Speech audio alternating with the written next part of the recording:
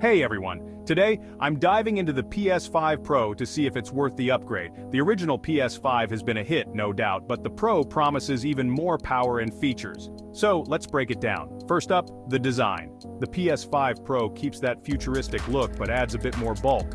It's not a huge difference, but you'll notice it if you're swapping out your old PS5. The bigger size helps with cooling, which is a welcome upgrade.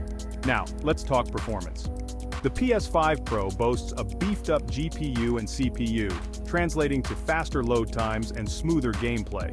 I tested some of the latest titles, and the difference is noticeable, especially with ray tracing enabled. If you're a fan of high frame rates and 4K gaming, the Pro delivers in spades.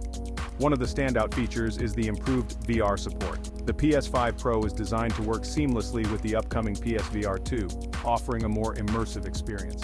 If you're into virtual reality, this is a game changer. Next, the storage.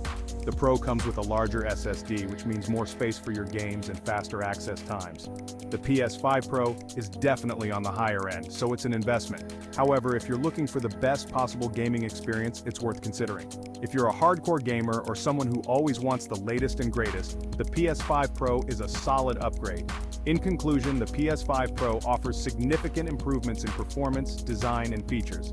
It's a must-have for gamers, and those who crave cutting-edge tech, it's definitely worth the upgrade.